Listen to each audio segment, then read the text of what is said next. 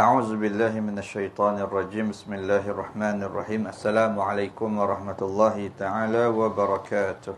Alhamdulillahi rabbil alamin wassalatu wassalamu ala asyrafil anbiya'i wal mursalin wa ala alihi wa sahbihi ajma'in. Qala rabbi shrah li sadri wa yassir li amri wahlul 'uqdatam min lisani yafqahu qawli. Subhanaka la ilma lana illa ma 'allamtana innaka antal alimul hakim. Rabbana iftah bainana wa baina qaumina bil haqqi wa anta khairul fatihin. Allahumma salli wa sallim ala Muhammad wa ala ali Muhammad kama sallaita ala Ibrahim wa ala ali Ibrahim innaka Hamidum Majid. Allahumma barik ala Muhammad wa ala ali Muhammad kama barakta ala Ibrahim wa ala ali Ibrahim innaka Hamidum Majid. Allahumma anta rabbi la ilaha illa anta khalaqtani wa ana 'abduka wa ana 'ala ahdika wa wa'dika mastata'tu a'udzu bika min syarri ma sana'tu. Abu'u laka bi ni'matika 'alayya wa abu'u bi dhanbi faghfir li fa innahu la yaghfiru dzunuba illa anta. La haula wa la quwwata illa billahil aliyyil azim. Muslimin yang dirahmati Allah Subhanahu wa taala. Alhamdulillah, pertama kita merafakkan kesyukuran kepada Allah Subhanahu wa taala yang mana dengan limpah rahmah dan izin daripada Allah Subhanahu wa taala kita masih dikurniakan dengan kurniaan dan juga pemberian yang berbagai bentuk dan berbagai rupa oleh Allah Subhanahu wa taala. Mudah-mudahan segala kurniaan dan juga pemberian yang diberikan oleh Allah Subhanahu wa taala kepada kita, maka mudah-mudahan dapat kita pergunakan terutama dalam meneruskan apa yang telah pun menjadi suatu kewajipan ataupun tanggungjawab kita terhadap Allah Subhanahu wa taala, iaitu untuk kita melaksanakan apa juga perkara yang diperintahkan dan meninggalkan apa yang dilarang. Mudah-mudahan ada di antara amalan-amalan yang kita laksanakan, kita harap diterima sebagai suatu amal yang soleh di sisi Allah Subhanahu wa taala, insya-Allah. Jadi pada malam ni kita menyambung sebahagian lagi daripada apa yang diterangkan oleh para ulama berhubung dengan persoalan iman kita kepada perkara-perkara yang disebut sebagai perkara-perkara yang ghaib. Dan di antara persoalan-persoalan yang kita sudah sedia maklum dalam ilmu akidah, bila mana kita nak beriman kepada Allah dan kepada perkara-perkara yang diwajibkan oleh Allah Subhanahu wa taala, maka ada perkara-perkara yang disebut sebagai persoalan yang ghaib, yang termasuk di dalam perkara inilah keyakinan kita, keimanan kita kepada makhluk yang disebut sebagai para malaikat. Dan bila kita membincangkan tentang persoalan yang disebut sebagai keyakinan dan keimanan, kepercayaan kepada para malaikat, maka termasuk jugalah kita diwajibkan untuk beriman dengan satu lagi makhluk yang disebut sebagai jin. Jadi ketika itu tak kita kena maknanya mengetahui beberapa persoalan ataupun perkara yang berkaitan dengan persoalan yang kita sebutkan tadi. Dan sebagaimana yang telah pun kita bincangkan hari itu, ketika mana Allah mentaklifkan ataupun mempertanggungjawabkan para malaikat ni dengan tugasan-tugasan, dengan peranan-peranan yang tertentu, yang mana peranan tadi ada hubung kait dengan kehidupan manusia. Maka begitu juga bila mana jin tadi dicipta ataupun diwujudkan oleh Allah Subhanahu wa taala, selain daripada mereka diperintahkan untuk beribadah kepada Allah Subhanahu wa taala, maka jin juga ada perkara-perkara ataupun benda-benda yang ada kaitan dalam kehidupan kita sebagai manusia.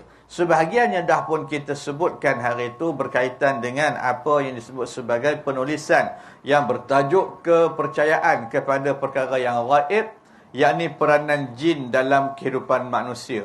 Setelah mana kita diperjelaskan tentang persoalan yang berhubung kait dengan sifat-sifat yang ada pada makhluk yang Allah ciptakan ini, dan juga tentang beberapa istilah-istilah yang disebut dalam Al-Quran, antaranya iblis, syaitan, ifrit dan seumpamanya, yang mana kesimpulan yang boleh kita ambil bahawasanya semua perkara yang disebutkan itu terdiri daripada kalangan jin. Maknanya dalam keadaan jin tadi ada dua golongan, Islam dan juga kafir, dan yang kafir itulah yang terbahagi kepada beberapa panggilan dan gelaran seperti iblis, syaitan, ifrit dan seumpamanya. Kemudian dalam penulisan ini juga disebutkan ataupun dinyatakan ketika mana berlakunya peristiwa yang menjadi sebab permusuhan yang kekal di antara manusia dan jin, maka mereka mana kata mempunyai beberapa perkara yang berkaitan dengan persoalan urusan ataupun kerja buat yang mereka ingin mana kata laksanakan. Antaranya persoalan yang berkaitan dengan apa yang telah pun kita bincangkan hari itu tentang maknanya menyesatkan ataupun memalingkan manusia ini daripada jalan Allah Subhanahu wa taala. Yang mana apa yang mereka rancangkan ini terbahagi kepada dua bentuk, satu yang bermatlamat jangka panjang dan satu yang bermatlamat jangka pendek, yang mana kesemua apa yang mereka ingin lakukan ialah menjadikan manusia ini jauh daripada Allah Subhanahu wa ta'ala. Sebagaimana mereka dilaknat oleh Allah atas sikap kedegilan yang ada pada mereka, dan akibat daripada kedegilan tadi mereka masuk dalam neraka. Dan bila mereka melihat bahawasanya sifat ataupun sebab mereka dilaknat tadi kerana sikap mereka yang tidak patuh, tidak taat kepada perintah Allah, maka mereka menyalahkan Nabi Adam dan juga berazam untuk menyesatkan seberapa banyak golongan manusia yang boleh mana kata mereka sesatkan. Maka ini di antara perkara-perkara yang disebut sebagai maknanya kerja ataupun hubung kait jin tadi dalam kehidupan kita. Karena kalau kita bincang hari itu, yang disebut sebagai peranan malaikat tadi membawa kebaikan dalam hidup manusia, maka jin ni pula dia ada kerja tapi membawa keburukan kepada manusia itu sendiri. Baik, malam ni kita menyambung sedikit lagi persoalan yang berkaitan dengan di antara beberapa persoalan ataupun kerja buat jin tadi, yang tugas mereka itu ialah untuk menjauhkan manusia daripada Allah Subhanahu wa taala. Dan kalau dalam kesempatan yang lalu telah pun kita membincangkan perkara yang berkaitan dengan beberapa perkara yang bertitik tolak ataupun berkaitan dengan jin tadi mengikut satu pandangan ataupun satu penulisan, maka pada malam ni kita mengambil satu lagi pandangan ataupun penulisan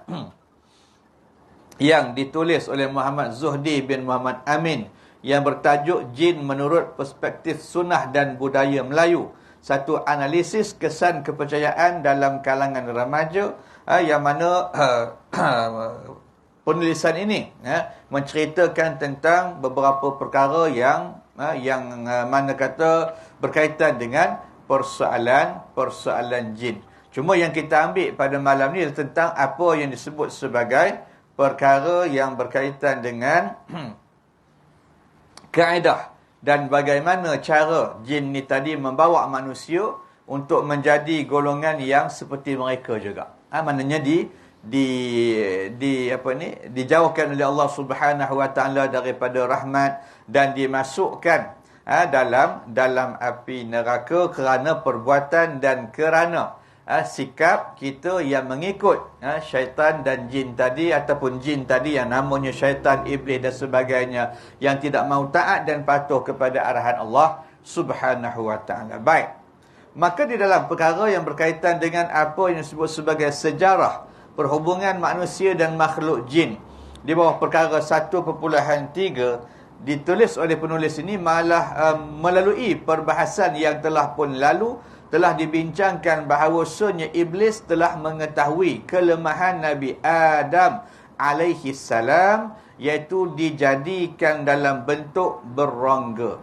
Jadi banyaklah kalau kita ini pasal kita ambil penulisan ni di tengah-tengah, kerana penulisan ni setebal 413 muka yang disediakan untuk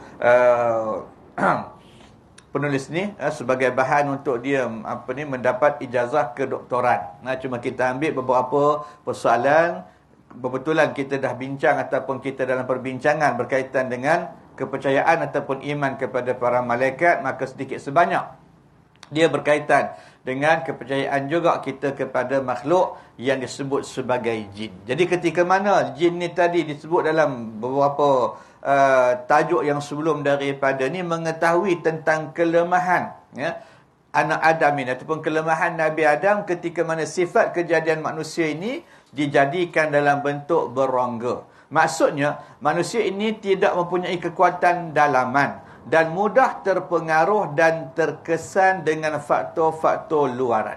Itu maksud dia dalam keadaan, maknanya sifat penciptaan manusia ini dalam keadaan dalaman dia tadi, kita tak punya pertahanan yang kuat.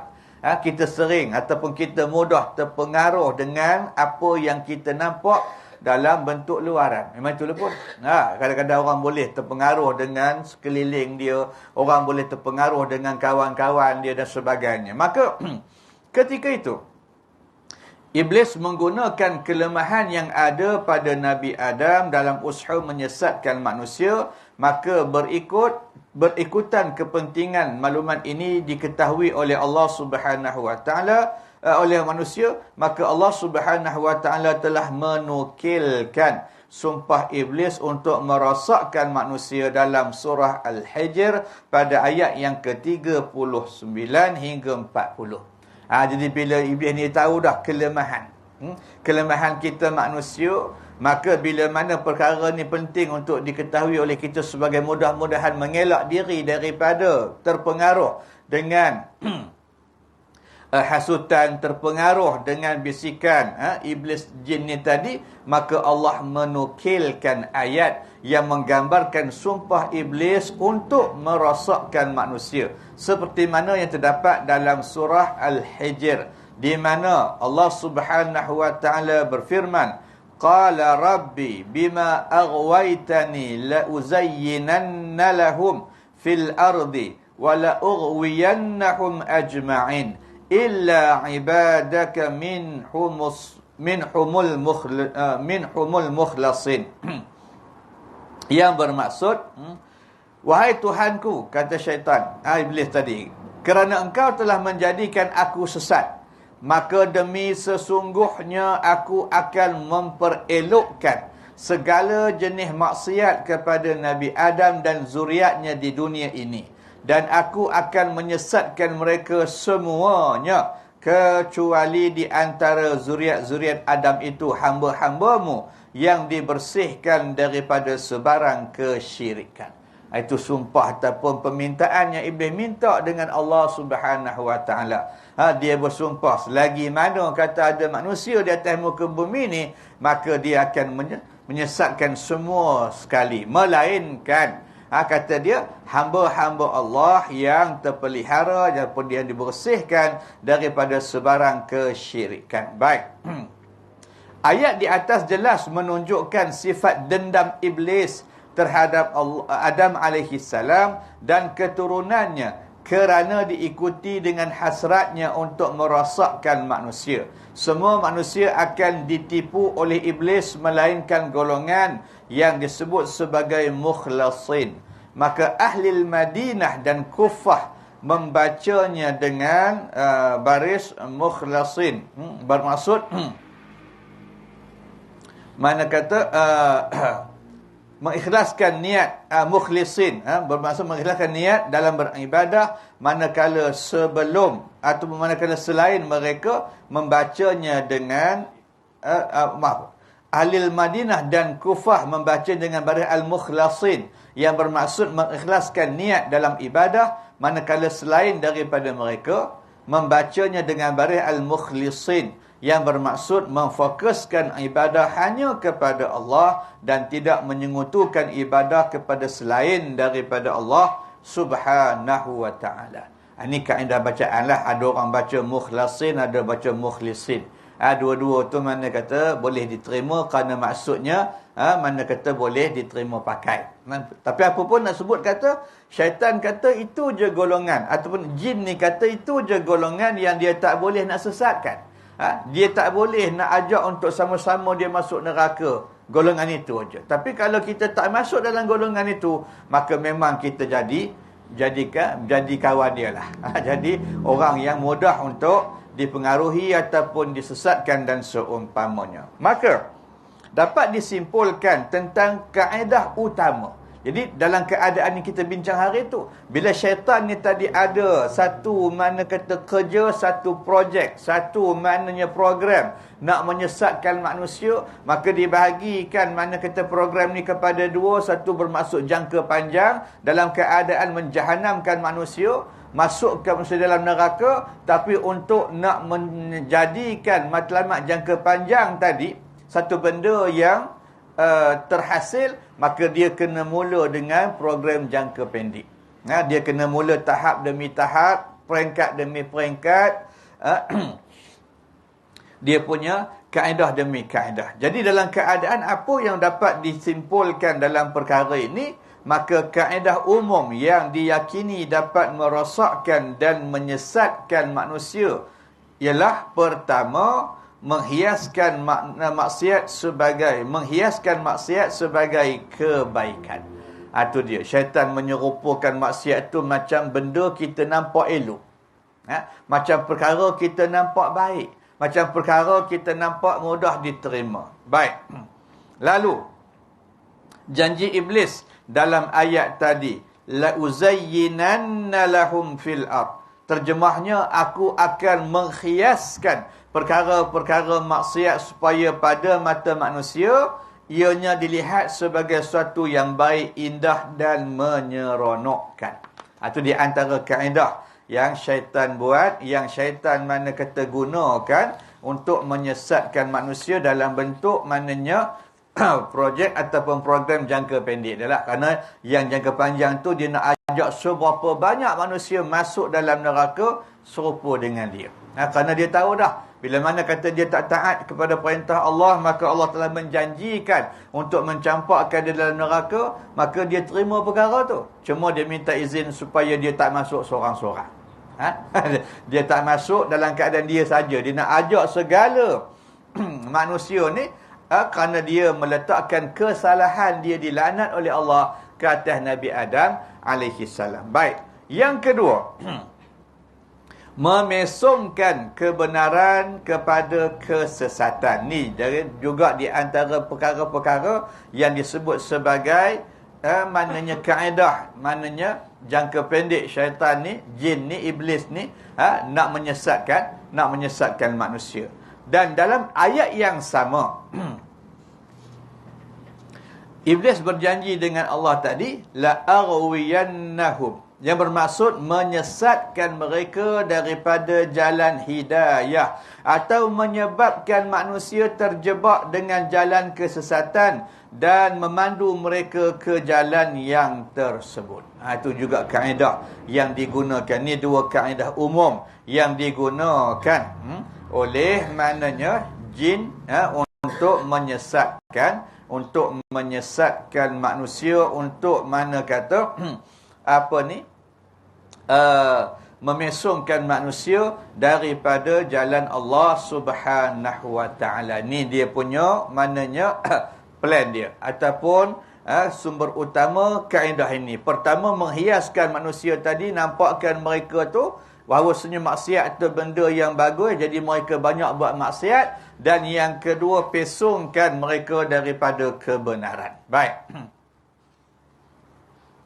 Maka keazaman iblis mahu menyesatkan anak Adam menyebabkan iblis dilaknat oleh Allah Subhanahu wa taala. Begitu juga laknat Allah terhadap sesiapa sahaja yang mengikuti jalan syaitan.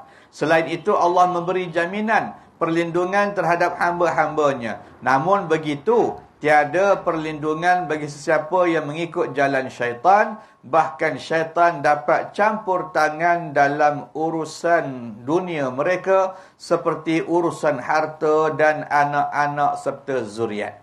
Jadi begitu. Jadi bermakna dalam ayat yang kita sebutkan tadi, perlindungan tadi hanya boleh kita dapat kalau kita ushur, kalau kita ikhtiar menempatkan diri kita dalam golongan yang disebut sebagai mukhlisin ataupun mukhlasin. Kalau kita berada di luar daripada golongan itu, maka tak ada lagi dah cara. Tak ada lagi dah halangan-halangan, perlindungan-perlindungan yang boleh melindungi diri kita. Dan ketika itu bila kita terdedah kepada apa yang disebut sebagai perancangan syaitan tadi, maka mereka akan campur tangan dalam kehidupan kita, dalam keadaan urusan harta, urusan pergaulan dan sebagainya lah. Maka Allah menjelaskan hakikat ini dalam firman dia. Yang beritahu ni siapa dia? Allah Subhanahu Wa Taala. Untuk apa? Supaya kita berhati-hati. Kerana kita sebut hari tedah, jin ni sifat dia macam malaikat juga, kita tak nampak. Ya, kita tak ada nampak. Kalau nampak mungkin boleh burung menyapu. Ini masalah tak nampak. Tak.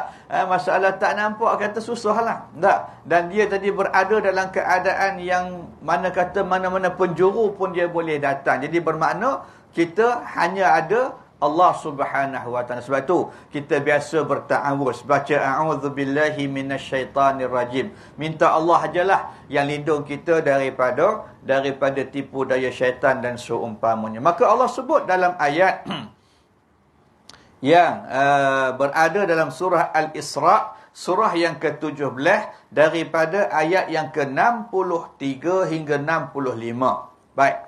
Allah berfirman, Qala idhhab faman tabi'aka minhum fa inna jahannama jazaa'ukum jazaa'an mawfura wastafzis man istata'ta minhum bisawtika wa ajlib 'alayhim bi khaylika wa rijlik wa rajilika wa syarikhum fil amwali wal aulad wa'idhum وَمَا يَعِدُهُمُ الشَّيْطَانُ إِلَّا غُرُورًا إِنَّ عِبَادِي لَيْسَ لَكَ عَلَيْهِمْ سُلْطَانٌ وَكَفَى بِرَبِّكَ وَكِيلًا. Maka itu yang Allah ceritakan. Kata Allah, bila mana Allah berfirman kepada Iblis, maka pergilah, lakukanlah apa yang engkau rancangkan. Jadi Allah beri kebenaran. Dia tak apa, pergilah.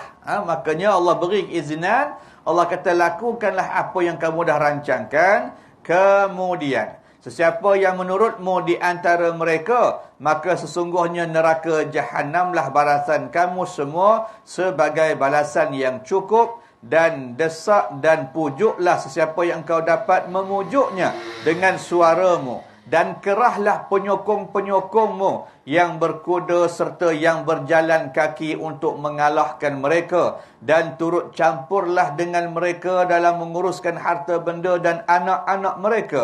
Dan janjikanlah mereka dengan janji-janjimu. Padahal tidak ada yang dijanjikan oleh syaitan itu melainkan tipu daya semata-mata. Sesungguhnya kata Allah, hamba-hambaku, yakni yang beriman dengan ikhlas, tiadalah engkau wahai iblis mempunyai sebarang kuasa terhadap mereka untuk menyesatkannya, dan cukuplah Tuhanmu wahai Muhammad menjadi pelindung kepada mereka. Jadi itu yang disebut sebagai ayat yang Allah sendiri cerita. Dalam keadaan Allah dah beri keizinan dah. Jadi bila Allah beri keizinan, bermakna iblis bebas untuk melaksanakan perancangan dia. Jadi kita terdedah kepada perancangan jahat iblis ni tadi. Maka tidak adalah kaedah, tidak ada cara, melainkan kita kena balik memohon perlindungan daripada Allah Subhanahu Wa Taala agar Allah pelihara kita daripada kejahatan dan juga persoalan yang berkaitan dengan tipu daya iblis ni. Baik. Maka matlamat akhir godaan syaitan terhadap manusia tertumpu kepada 6 perkara utama. Jadi apa pun yang dia nak buat tadi, maka dia akan pergi kepada 6 perkara utama ini. Sebagaimana yang diperjelaskan oleh Ahmad Kailani Muhammad dalam tesis beliau di peringkat sarjana, iaitu pertama, menyesatkan manusia daripada jalan yang ditunjukkan oleh Rasulullah sallallahu alaihi wasallam. Itu perkara pertama, sesatkan. Maknanya apa Nabi suruh, khabar depa jangan buat. Apa yang Nabi suruh, halang mereka daripada lakukan. Yang kedua, memisahkan manusia daripada kehidupan beragama dan cenderungkan mereka kepada hawa nafsu. Yang kedua, jauhkan mereka daripada kehidupan beragama. Biar mereka hidup dalam masalah hidup ni tak ada kira dah halal ke haram. Apa nak makan, makan. Apa nak ambil, ambil. Tak kira kita punya, orang punya pun kita punya juga. Dia tak kira macam tu. Maka ketika itu maknanya, itu yang iblis nak buat. Baik. Yang ketiga, merosakkan pegangan akhlak, pegangan akidah, tauhid, dan menjerumuskan mereka kepada perkara-perkara bid'ah, tahayyul dan khurafah. Maka ni, dalam keadaan biar manusia tadi dalam keadaan maknanya rosak akidah. Kenapa? Kerana perkara-perkara yang tak elok ni biasa membawa kepada kesyirikan. Jadi bila manusia tadi syirik, maka dia jauh daripada Allah Subhanahu wa taala. Baik. Menjauhkan manusia daripada keserasian mengikut syariat. Jauhkan mereka supaya mereka tak rasa elok ataupun tak berasa selesa mengikut syariat. Yang kelima, menyekat manusia daripada mendapat peluang untuk masuk syurga, iaitu apabila manusia menjadi jauh daripada rahmat Allah Subhanahu wa taala. Dalam keadaan sekat, halang dalam perkara yang berkaitan dengan persoalan yang kata kita ni ada peluang masuk syurga. Sebab dia macam yang Nabi sebut dalam sebuah hadis, Nabi kata kullu ummatin yadkhulunal jannah illa man aba, kata Nabi. Satu hari Nabi pernah bersabda, kata para ulama, Nabi kata kullu ummatin yadkhulunal jannata illa man aba. Tiap-tiap daripada umat, aku kata Nabi, akan dimasukkan oleh Allah Subhanahu wa taala dalam syurga, melainkan mereka yang tanda. Jadi bila sahabat dengar ada orang tanda masuk syurga ni, maka sahabat tanya, wa man ya'ba ya Rasulullah? Siapa ini yang manusia daripada golongan umat engkau wahai Muhammad yang tidak mau masuk syurga? Maka Nabi kata, wa man ata'ani dakhalal jannah wa man asani faqad aba au qamaqal. Maka Nabi kata siapa-siapa yang ikut apa yang aku bawa sebagai syariat Allah Subhanahu wa taala ini, maka mudah-mudahan dia beroleh syurga di akhirat. Dan siapa yang tak mau ikut, maka itulah orang yang tanda masuk syurga. Jadi syaitan tahu dah benda tu. Maka dia cuba cari jalan menjauhkan manusia daripada masuk syurga. Dan yang keenam, mengakibatkan manusia mati dalam apa yang disebut sebagai su'ul khatimah. Ini yang kita minta selalu dalam doa tu. Hujung-hujung doa kita kata, Allah makhtim lana bihusnil khatimah wa la takhtim alaina bisu'il khatimah. Kesudahan yang tak elok. Kenapa? Akibat dosa berikutan terpengaruh dengan tipu daya dan godaan syaitan. Kerana itulah, kerana dia ada kaitan. Hujung tu kata para ulama, dia ada kaitan dengan persoalan yang berkaitan dengan awal-awal dan juga dengan perjalanan hidup manusia itu. Mudah-mudahan maknanya kita beroleh kematian ataupun kita beroleh pengakhiran yang baik dan terhindar daripada pengakhiran yang buruk dengan izin Allah. Kenapa? Kerana kebiasaan yang pengakhiran yang buruk tu kerana tadilah terpengaruh dengan tipu daya dan godaan syaitan. Bila mana tidak adanya pertahanan dan perlindungan dari sudut maknanya jiwa dan juga diri kita, maka mudah syaitan tadi untuk dia nak goda, dia nak pengaruh, dia nak ajak dan sebagainya. Baik. Maka perbahasan lanjut tentang ancaman iblis dan syaitan terhadap manusia akan dibincangkan dengan lebih terperinci dalam bab kedua selepas daripada ini. Baik, maka dibincangkan, kita terus pergi kepada bab yang disebutkan tadi. Dalam keadaan yang tadi lebih kuranglah apa yang disebut sebagai maknanya ringkasan tentang apa yang ingin dilakukan oleh jin ni tadi, yang kita sebut sebagai iblis ke, syaitan ke, iblis, ifrit dan sebagainya, itu nama-nama yang disebut dalam apa yang telah pun kita bincangkan hari itu. Tapi apapun, semua gelaran ni sifat dia satu, mereka ni adalah makhluk yang disebut sebagai jin. Baik. Jadi dalam perkara yang berkaitan dengan persoalan, maknanya perbahasan yang berkaitan dengan apa yang disebut sebagai ancaman iblis dan syaitan terhadap manusia, maka diceritakan di dalam bab yang ke-2.4.2 bentuk ancaman terhadap manusia. Jadi banyak apa bentuk-bentuk ancaman jin ni, apa bentuk-bentuk kerja buat jangka pendek dia yang akhirnya menjadikan kita ni terjauh daripada rahmat Allah, tak masuk dalam syurga, mati dalam keadaan su'ul khatimah dan sebagainya. Maka kelebihan yang ada pada jin dari sudut ianya tak dapat dilihat oleh pandangan mata manusia, dan sifat tubuhnya yang seni boleh digunakan untuk mengenakan ancaman terhadap manusia, khususnya untuk menyesatkan anak Adam. Jadi kelebihan ada pada dia. Pertama, kita tak nampak. Kita tak nampak, maka kita susah nak nak kesan. Yang kedua, bukan saja kita tak nampak, malahan dia tadi dalam keadaan ciptaan yang begitu seni, maka dia boleh mengenakan ancaman terhadap kita. Dalam keadaan ni yang Nabi kata jin ni boleh masuk dalam tubuh manusia, ikut mana kata urat darah tu. Jadi mana di antara tubuh kita yang tak ada darah tu, semua ada. Bermakna semua ni lah dia boleh masuk ataupun dia boleh ganggu. Baik. Maka kajian mengenal pasti beberapa bentuk ancaman tersebut seperti berikut. Jadi di antara apa yang dikaji oleh penulisan ni, maka dia meletakkan beberapa dalam bentuk apa yang disebut sebagai ancaman dan juga gangguan iblis terhadap manusia. Pertama, yang disebut sebagai bisikan was-was. Ni perkara yang digunakan juga oleh iblis untuk menyesatkan, untuk merosakkan manusia. Maka terdapat banyak ayat Al-Quran yang menunjukkan peranan syaitan dalam membisikkan was-was terhadap manusia.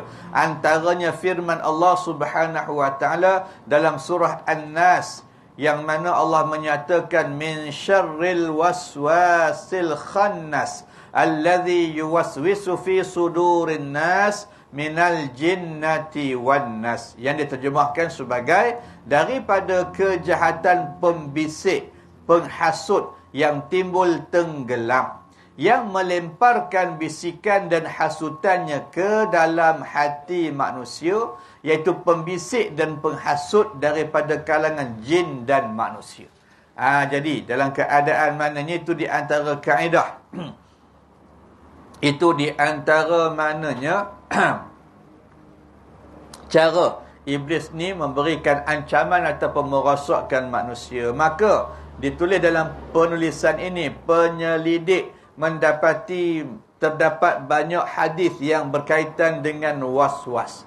Nabi cerita pasal was-was ni cukup banyak. Namun penyelidik hanya membawa beberapa hadis yang dapat menunjukkan ancaman jin ataupun syaitan melalui kaedah yang disebutkan sebagai was-was. Jadi ambil tu tak banyaklah. Ambil sikit-sikit hadis-hadis yang menceritakan tu di antara kaedah, di antara cara yang digunakan oleh iblis untuk menjauhkan kita, untuk merosakkan manusia dengan menggunakan kaedah was-was tadi. Baik. Sebagaimana yang berikut. Pertama, Imam Muslim meriwayatkan daripada Abdullah ibn Mas'ud radhiyallahu an bahawa Nabi SAW ditanya berhubung apa yang dihadapi oleh mereka daripada bisikan was-was. Maka dalam hadis itu disebut su'ilan Nabi sallallahu alaihi wasallam anil waswasah faqal tilka mahdul iman. Terjemahnya, Nabi SAW ditanya mengenai apa yang disebut sebagai al-waswasah. Maka baginda pun bersabda itu adalah tanda ketulinan iman. Maka hadis ini menunjukkan kepada peranan waswas yang meragukan kepercayaan mereka tentang tauhid, yang menyebabkan para sahabat berasa kesalahan yang besar untuk melafazkannya di mulut mereka. Jadi dalam keadaan itulah benda-benda yang disebut sebagai persoalan tadi, tentang perkara-perkara yang kadang-kadang meragukan keyakinan, meragukan keimanan kita, kepercayaan kita tentang persoalan yang berkaitan dengan akidah. Baik, ini juga berpandukan kepada beberapa riwayat-riwayat lain daripada Abi Hurairah yang menyebut lafaz inna najidu fi anfusina ma yata'azamu ahaduna an yatakallama fihi. Maka yang disebut sebagai persoalan yang berkaitan gitu jugalah. Yang kata Abu Hurairah ni tadi, sesungguhnya kami mendapati dalam diri kami, hati kami ni sesuatu yang cukup besar bagi kami untuk kami menceritakan tentang dia. Perasaan yang berkaitan dengan tadilah, maknanya dalam keadaan yang disebut sebagai waswasah. Maka menurut Imam An-Nawawi, perasaan berdosa besar tersebut merupakan tanda ketulinan iman. Dia dalam keadaan maknanya yang disebut sebagai waswas itu ataupun waswasah tadi, antaranya dalam keadaan kita berasa berdosa, kita berasa bersalah dan sebagainya. Baik, maka hadis tersebut selari dengan pengertiannya dengan satu lagi hadis yang lain yang diriwayatkan oleh Imam Bukhari dan Muslim juga daripada Anas ibn Malik radhiyallahu an, ketika Nabi bersabda, qala Allahu azza wa jal, inna ummataka la yazaluna yaquluna ma kaza hatta yaqulu hadha Allah khalaqal khalqa faman khalaqallah. Baik, maka Nabi kata, Allah berfirman dalam sebuah hadis kursi, sesungguhnya umatmu wahai Muhammad akan sentiasa berkata-kata dalam hati, apa ini, apa itu, hinggalah mereka menjawab ianya Allah ciptakan, maka siapa pula yang menciptakan Allah. Timbul kadang-kadang benda itu. Ni syaitan punya kerja lah ni, cerita. Dia kadang-kadang dia datang benda-benda yang boleh merosakkan akidah. Tapi bukan kita buat, dia datang sendiri-sendiri. Kita tak ada kawalan, kita tak ada maknanya sedar pun. Duk saja-saja terlintas macam-macam dalam hati. Yang kadang-kadang berkaitan dengan persoalan akidah. Baik. Maka hadis ini menunjukkan salah satu daripada bentuk keraguan yang dibisikkan oleh syaitan dalam meragukan akidah umat Islam. Dia datang sendiri kadang-kadang, lintas benda macam-macam dan sebagainya. Baik. Menurut Asy-Syibli, syaitan menggunakan 6 peringkat bisikan was-was dalam menyesatkan manusia. Punya hebatnya syaitan ni, kita je tak sedar. Dia punya perancangan cukup hebat. Tak? Bukan kata satu fasa je, 6 fasa.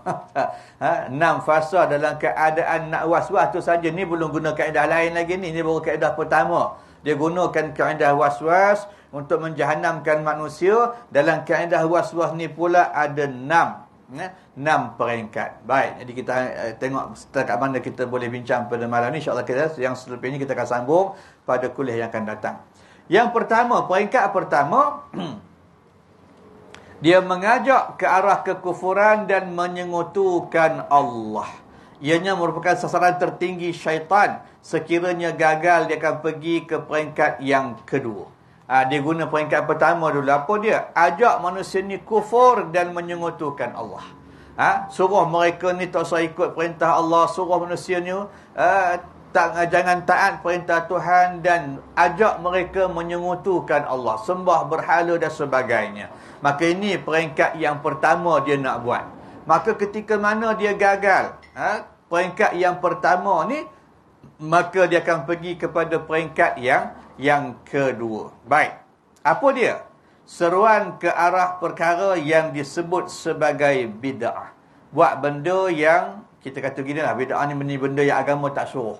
Perkara yang maknanya Allah dan Rasul tak tahu, ni maksiat, ni dosa, maka dia bertaubat. Tapi kalau orang tadi terlibat dalam perkara bid'ah, maka dia tidak akan bertaubat daripada perkara tersebut. Pasal dia tak perasan. Dia nampak macam benda baik, tapi tak elok. Ya, maka ketika tu dia rasa perkara tadi elok, maka dia buat itu, buat ini, benda-benda yang besar-besar, bukan dosa kecil. Ni dosa-dosa yang besar. Maka dia akan ajak kita maknanya untuk buat dosa-dosa yang besar. Baik, kalau gagal juga, kerana Iblis ni dia tak akan putus asa, kerana dia dah janji dah, kod mana pun dia akan sesatkan. La arwiyannahum, kata dia dalam ayat yang kita baca tadi. Firman Allah mengatakan, Iblis dah janji akan sesatkan, kod mana pun dia akan cuba. Tak boleh cara pertama, peringkat pertama tak jadi, dia pergi yang kedua, dia pergi yang ketiga. Kalau tak jadi yang ketiga, tak boleh buat dosa besar, tak apa dia kata. Dia ajak pula manusia ni untuk melakukan dosa kecil, tapi jangan. Tak apalah, tak nak besar tak apa, dia kata. Ni pun sudah jadi besar juga. Tak, itu nak kata tadi, mana kata cukup, mana kata seriusnya Iblis ni nak menyesatkan manusia. Tu pun kadang-kadang itulah kita tak nampak, bila tak nampak tu tak perasan tu lah. Tapi diberitahu oleh para ulama dalam perkara tadi. Jadi maka meskipun masih gagal, kalau yang keempat ni pun tak boleh, maka syaitan takkan putus asa. Maka perkara yang kelima menjadi dia punya kaedah. Apa dia peringkat kelima? Dia akan menyeru manusia tadi untuk menyibukkan diri dengan perkara yang tidak mendatangkan pahala, juga tidak mendatangkan dosa. Dia ajak manusia itu buat satu benda yang sebut kata harus. Benda harus ni mana kata pahala pun tak dapat, dosa pun tak dapat. Jadi dia suruh ajak manusia ni duduk dalam keadaan itu. Kerana orang yang tersebut akan terlepas peluang untuk melakukan perkara-perkara yang boleh mendatangkan pahala. Jadi duduk buat benda gitu je lah. Benda tu dosa pun tidak, tapi pahala pun tak ada. Jadi kalau dia duduk situ, seronok ghalib situ, maka ketika tu dia tak dapat pahala lah.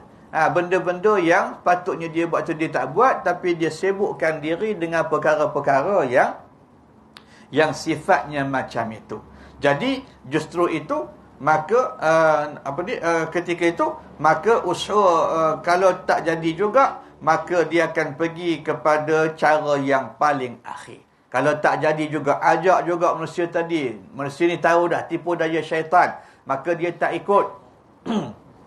Ketika tu dia akan pergi kepada yang keenam, seruan ke arah melakukan perkara yang kurang afdal berbanding melakukan perkara yang afdal. Dia kadang-kadang dia ajak juga buat benda baik. Syaitan ni pandai. Dia ajak tu bukan suruh buat, nak tipunya kita. Tak? Kadang-kadang dia ajaknya, buatlah benda ni. Sedangkan benda ni, bendanya, pahalanya kecil aja. Dia suruh kita tinggalkan pahala yang besar. Dia suruh kita tinggalkan ibadah yang pahalanya besar, buat benda yang kecil. Maka justru itu, manusia akan terlepas daripada mendapat pahala melakukan perkara yang lebih afdal. Kerana melihat, ini pun cukup lah dia kata. Kadang-kadang alasan dia kata tak. Ataupun dia hiaskan diri, dia hiaskan perkara tu, sampai kadang-kadang kita kata, daripada tak buat langsung, biar buat benda ni. Padahal, yang tak buat langsung tu, benda je pahalanya besar. Tapi, nak sebut kata, nak seronok nampak benda kecil ni, kita rasa cukup lah dah. Daripada tak buat benda tu, kurang-kurang ada kita buat. Daripada kita katakan, maknanya, buat perkara tadi, sekurang-kurangnya kita ada buat perkara ni, tetapi kita tak sedar itu peringkat yang paling akhir syaitan.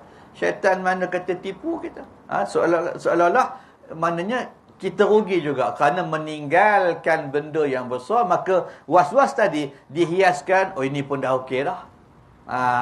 Tak apalah, tak buat benda tu pun, tapi ni pun dah kira okey. Kita pun kira okey jugalah kot. Ketika tu habislah tak ada apa. Sedangkan yang dia halang tadi amalan ibadah yang pahalanya lebih besar berganda-ganda. Tapi bila dia was-waskan tadi, dia hiaskan dalam diri kita, dia cantikkan dalam diri kita, tak apalah, dia kata kita ni pun dah tak larat, yang kecil je udahlah kita kata. Ada macam-macam dia bisik dan kita kadang-kadang termakan bisikan itu. Kadang-kadang kita mengiyakan perkara yang macam itu. Baik.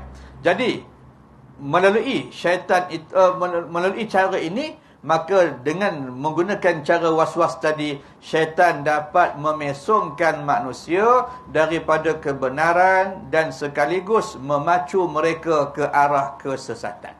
Bila mana kata digunakan 6 kaedah ni tadi, maka bisikan syaitan berupa hasutan halus dapat mempengaruhi sudut pandangan manusia dalam membuat penilaian dan pemilihan. Tadilah dia guna cara ke-6 tu. Tak apa dah. Dia kata orang ni tak boleh ni. Kalau kita suruh dia buat maksiat, dia tanda. Tapi kita try suruh buat baik. Tapi yang kecil je. yang jenis 5 kupang. Tak usah bagi yang jenis 500. Bagi jenis 5 kupang pada dia. Memang kan dia pun hiaskan diri. Dia pun bisik macam-macam. Jadi seronoklah orang tadi dalam keadaan melihat amalan yang kecil tu macam besar sangat dah. Kerja siapa ni? Kerja syaitan tu lah. Kerja jin tadi. Kerja iblis yang akhirnya dia pengaruh kita dalam keadaan membuat penilaian tentang membuat penilaian dan pemilihan. Kita nampak nilai ni banyak padahal sebenarnya sikit. Kita pilih benda sedikit, sebenarnya kita tak nampak benda yang banyak. Tentang apa? Kerana apa? Kerana iblis menggunakan kaedah yang pertama ni. Kaedah mencampakkan was-was dalam diri manusia. InsyaAllah kita akan bincang sebahagian lagi daripada apa yang disebut sebagai kajian penulis ini untuk memahamkan kita tentang beberapa persoalan yang mudah-mudahan sedikit sebanyak memberikan kita panduan dan juga pedoman untuk bagaimana kita nak berhadapan dengan maknanya tipu daya syaitan ni. Mudah-mudahan kita beroleh keselamatan dan juga terhindar tergolong daripada golongan orang yang rugi. Kerana itulah maksud syaitan tadi, nak menjadikan kita orang yang rugi dan juga mereka yang jauh daripada rahmat Allah Subhanahu wa taala. Jadi insya-Allah mudah-mudahan kita mengharapkan agar Allah Subhanahu wa taala memberikan kesempatan kepada kita untuk menyambung, berkongsi pandangan dan juga apa yang dipesan kepada kita oleh para ulama. Mudah-mudahan kita terselamat, mudah-mudahan kita beroleh keselamatan dan juga keampunan serta keredaan daripada Allah Subhanahu wa taala insya-Allah. Untuk itu sama-sama kita tangguh pertubaya saya. Ya sila. Surah Hijr ni ada ke? Surah apa? Surah Hijr. Tak ada. Tak ada. Tak ada. 114 surah tu tak ada pun nama. Surah Maryam ada, surah Muhammad ada, surah mana kata Hud ada, Nuh ada. Tapi surah yang kata surah Khidir tu tak ada. Yang memang tak ada lah. Kecuali kalau kata dia buat Quran lain, tak tahulah. Kalau Quran yang kita ada tu tak ada. Kerana tidak ada dalam nama-nama surah yang 114 itu surah Khidir tak ada. Wallahu a'lam. Baik, jadi kita tangguh dengan tasbih kafarah dan suratul Asr. Subhanakallahumma wa bihamdika asyhadu an la ilaha illa anta astaghfiruka wa atubu ilaik. Bismillahirrahmanirrahim. Wal 'asri innal insana lafi khusr illa alladhina amanu wa 'amilus solihat wa tawasaw bil haqqi wa tawasaw bis sabr. A'udzu billahi minasy syaithanir rajim. Bismillahirrahmanirrahim. Alhamdulillahi rabbil alamin hamdan hamidin hamdan syakirin hamdan yuwafi ni'amahu wa yukafi'u mazidah. Ya rabbana lakal hamdu kama yanbaghi li jalali wajhika wa 'azimi sultanika. Allahumma salli wa sallim ala Muhammad wa ala ali Muhammad. Allahumma ij'alna minal ladzina yastami'una al-qawl fayattabi'una أحسنه وصل اللهم على سيدنا محمد وعلى أزواجه وذرياته أجمعين سبحان ربك رب العزة عما يصفون السلام على المرسلين والحمد لله رب العالمين. السلام عليكم ورحمة الله تعالى وبركاته.